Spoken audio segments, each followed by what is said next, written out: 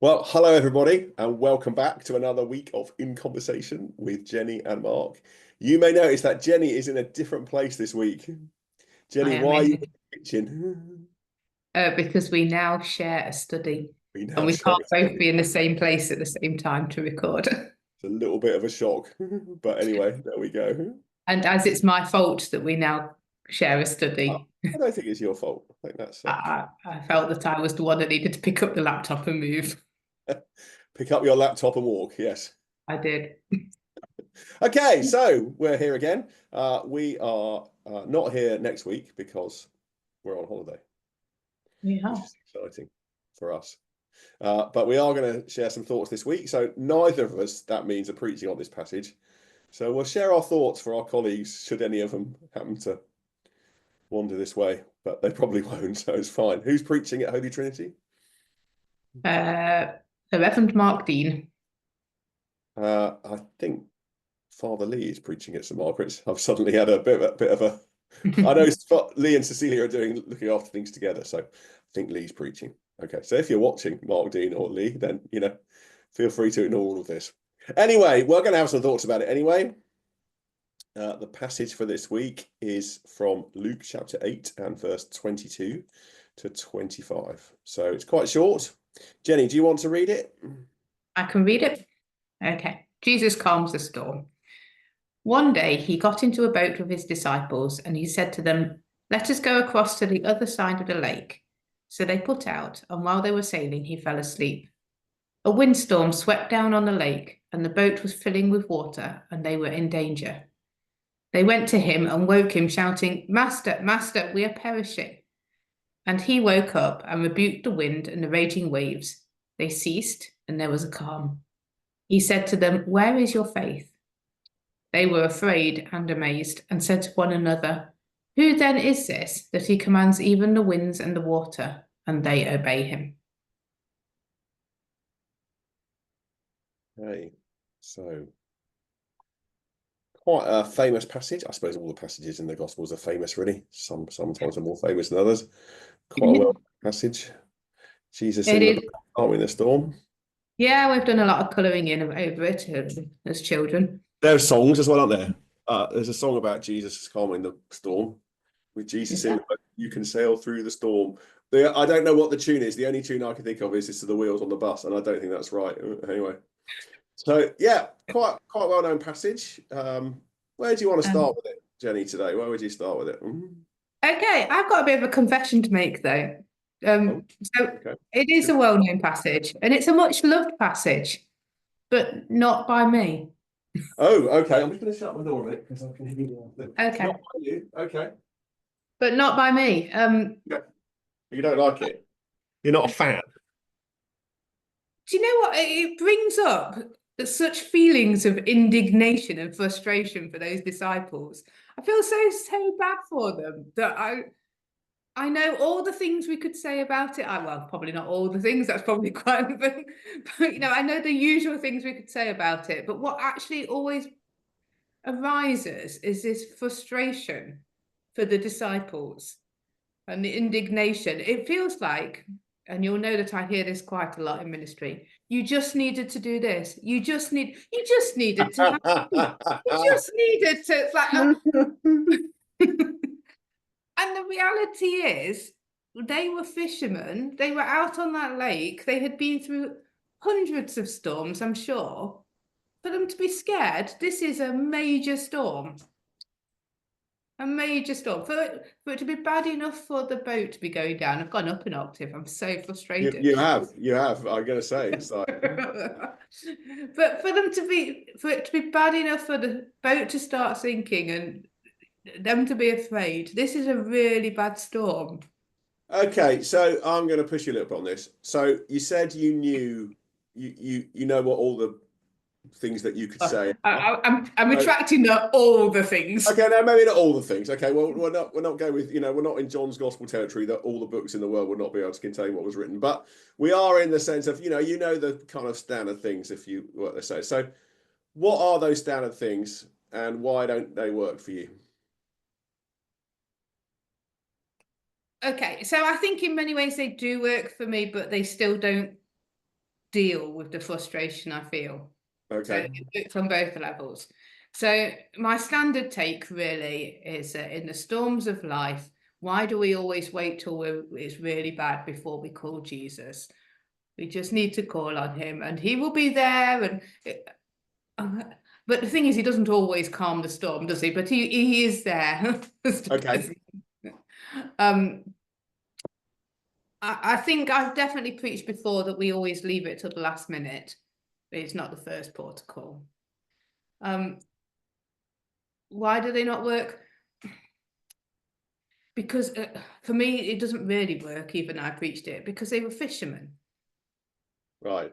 So, of course, they tried to deal with it themselves because they were fishermen. They Okay. knew more about this than Jesus did. Yeah. I don't think that was an unfair assumption on their part. So you're really Particularly, the bit you're really indignant about on the disciples' behalf is where it says, uh, he said to them, "Where is your faith?" That's the bit you're struggling with, then, isn't it? yes, yes. Yeah. Oh, yeah. Where is your faith? And I have questions. Like their faith was there because they woke him up. Yeah. I mean, was he going to calm it if they didn't wake him up? Well, okay, maybe we'll come back to that then. Let's have a look at the passage from the top and then see where we get to. So they're heading out across the lake. Mhm. Whose idea is it? It's Jesus' idea. Actually, that's interesting, isn't it? So firstly, it's Jesus' idea that leads them into the storm. Yeah, it's his fault. It's his fault.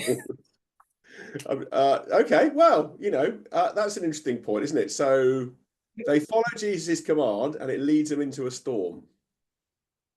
That's an interesting point to reflect on, isn't it? You're I not mean, impressed? that's very, very nursery school, isn't it? It's like, Well, okay, maybe it is a bit does nursery Jesus school, lead him but into Jesus leads him into the lake? Does he create the storm?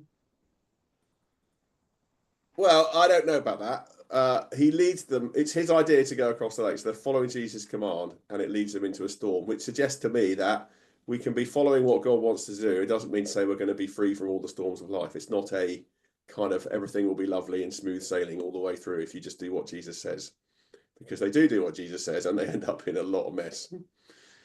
I think that's an interesting point. Is worthy of reflection, isn't it? Yeah, yeah, no, that's a good point. You don't look very impressed. That's No, for those of it's you who are all good watching this on points, and YouTube. That's Jenny's not very impressed face. Okay. So anyway, there you go. That's my first take. Secondly, my second take is he's asleep. What is going on there? Why? I mean, obviously he's tired and I'm not saying Jesus isn't allowed to go to sleep, but you know, there's a lot going on and Jesus, brackets God, is asleep. Does life feel like that Yeah, but sometimes? hang on, hang on. Does this not just show his humanity? Because actually, and again, he's not a fisherman. There's nothing for him to do. No? He's just sitting on a boat and he's tired. Why would he not go to sleep? It does show his humanity. I completely agree with that. And that's Hmm. right. He goes to sleep. I'm kind of if I'd done a bit more preparation for this conversation, my confession, I would have looked up the psalm. I think it might be Psalm 44, but there'll be people who might be watching this who'll be screaming at the computer right now, where it basically says there is that thing, isn't there? It says, God, why don't you wake up? Well, yeah. There is, and it just reminds me of that. So that sense of even the psalmist has, God, why don't you wake up? And maybe that, Yeah. And we and can definitely draw on that because I'm sure we've all had times where we felt that. Why doesn't he just do something? yeah, why doesn't he just do something? What are you waiting for? Yeah, what are you waiting around for? Where are you? Yeah. So, so in a way, it's got some interesting parallels into life, hasn't it? About Mhm. that it's not all going to be smooth sailing just because you're following what Jesus commands. Sometimes it might feel like God's gone to sleep. And and I draw on the psalmist as well for my defense in that. If someone's thinking that I'm being really bad saying that, but sometimes it might feel like that. Uh, Um, I draw on my experience. and you draw, and Our Jenny's drawing on experience. her own experience, so that's fine. And yeah, so they wake him up, and well, it's a clearly a nature miracle, isn't it? He is able to rebuke the storm, and it all calms down. Mm. So I suppose the difference is that I guess part of the answer to your question is, no, it doesn't, I'm not saying you're going to be necessarily satisfied with this answer, but it does suggest that the difference, of course, is that Jesus is with them, even though at the time he's asleep. So yes, they're fishermen. Yes, but they've never been on this lake in this storm with Jesus before. That's the difference, isn't it? Sorry, what? Okay, so yes, they're fishermen. Yes, they know the lake. Yes, it's a bad storm. But the Right. difference is that they've never been in this situation before with Jesus. And that is, in fact, what makes the difference. It is that they are with Jesus that makes the difference.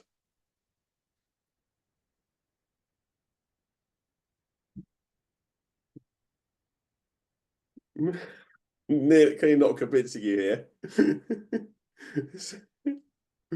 Well, no, not really. Well, I mean, yes, it is what makes the difference because they wake him up, and that's what. But I don't think that that's a reason for them to be afraid or less afraid or more afraid. Probably more afraid. They're about to kill Jesus. The boat's sinking. We just moved the laptop. But in a way, I mean, yeah, okay, Jesus challenges them, but he doesn't.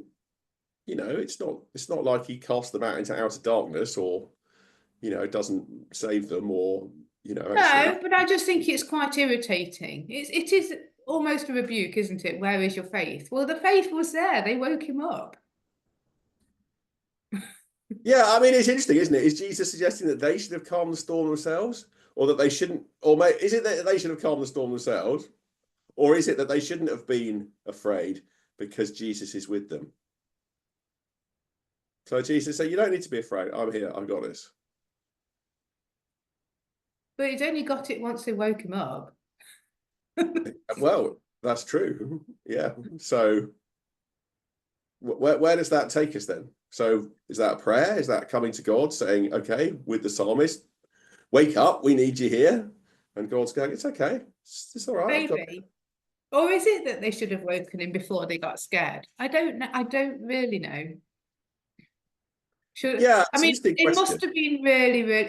That's the thing that always strikes me is it must have been really, really bad. Yeah. So And perhaps they should have moved. of course, the fascinating thing is that after the miracle has occurred and the storm has been calmed, they're still afraid. They're not afraid of the storm anymore. Now they're afraid because they're thinking, who is this that we're with? What is going on here? This is really if that was frightening, this is really scary. Which also sprouts, I suppose. Yeah, okay. So that also suggests that actually they're not waking him up to help them, are they? Because they haven't I'm not quite waking grasped him up who he expecting him to is. do what he's done. They're not. I don't know. I don't think. I mean, if you put yourself in that, you know, I mean, maybe they want him to help them bail out the boat, or I don't think they're necessarily thinking, oh, well, if we Yeah. wake him up, he's going to calm the storm. They're just, I mean, that's what you would do, wouldn't you? If you were in a storm and you were sinking, and someone, whoever it Yeah, was, he needs to be was able to swim, asleep, doesn't he? you're going to wake him up, aren't you? Well, I'd be wondering why he wasn't already awake. That's for sure. What's up with this man? Why is he sleeping through Well, this? he's not worried. He is to coin a phrase, which will probably make you very cross, a non-anxious presence. Yeah, It's true though, isn't it? He is a non-anxious presence. He's not anxious. He's not worried. he is. He's non-anxious, and I don't know what the disciples were messing about out. They just needed to have a bit more faith. They just needed to let him sort it out. They just needed to. Well, they did. That is true. I mean, in Jesus' defense, he doesn't actually use the word just, does he? He doesn't actually say. He No, just I think in many ways he's worse. He questions what they've already got. okay. Okay. I'm not going to convince you on this one, am I? No, because I've had too many years of thinking about it, really. I've got like the creakiest chair ever. and the sun's moving. So yeah, just too many years of hearing it and just being more and more irritated by his rebuke of them. Okay, so The we years might have have gone to by. leave you in your irritation. But actually, I Yeah, think it's okay, the irritation. I think, that it's okay to be irritated, isn't it? Because it's okay to have questions about this and to sort of, feel that I for the think it disciples, isn't it? it does reflect the questions I have generally in my faith as well. I mean, we've touched on them. It does sometimes feel as though it's last minute. It does sometimes feel as though he's asleep. Um, so I think it's a good reflection on the life of faith. Mm. Uh, but I But are don't. you allowed? But we also therefore have to allow ourselves to be challenged in that, don't we? As the disciples also allowed themselves to be challenged in it. I Well, think. yeah.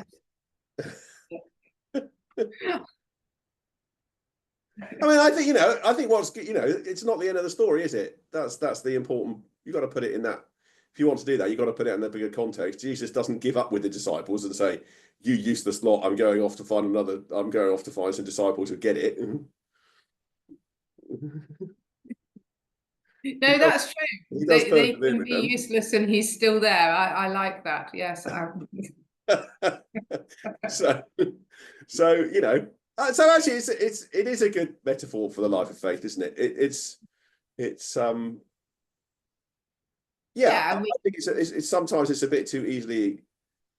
It's kind of that thing. It's easy to too easily accept it, I suppose, but it I suppose, struggles okay, with the faith. one thing I do like is it's the reminder of his power, because we read through the Gospels and we pick up on his humanity over and over again. But actually, it is a good reminder of his power. Um, he can calm the storms and stuff. Yes, He is God. yes, and even though sometimes he might actually be asleep, we can go and wake him. We can also go and wake him up. She was seasick. Well, I don't think you could be seasick and asleep. That wouldn't work, would it? That's why he went to sleep. Well, maybe. See, we've all done that. So, quite a lot of interesting stuff in there. So, if you are preaching on this on Sunday, Good luck. good luck. Yeah, I'm sure we've made your thoughts much worse. But anyway, yeah, It is a good. It is a good metaphor for the life of faith. They follow Jesus. They still go into a storm. Sometimes it feels as if God's not there because actually he's asleep in the back of the boat. But actually, in being asleep is a non-anxious presence. And yes, we can feel a little bit indignant with the disciples about the criticism of them. But Jesus doesn't abandon them in it. I think that's quite a good message, isn't it? I think that's quite a good message. We could, if we We were should be preaching, preaching, shouldn't we? maybe we should. Maybe we won't go on holiday. Um, we'll preach it again when we get back. Okay, fair enough. Ignore the transfiguration. We'll just do this. You know what they said last week? We're here to do it again. Yeah. Well, that's good. Well, I hope that if you have been listening this far, you've enjoyed our meanderings. Good luck. We won't be here next week. No, we'll be in Barbados. We will be away. So, but we will be back in 2 weeks' time. So, thank you for joining. Take care. Bye-bye. Bye.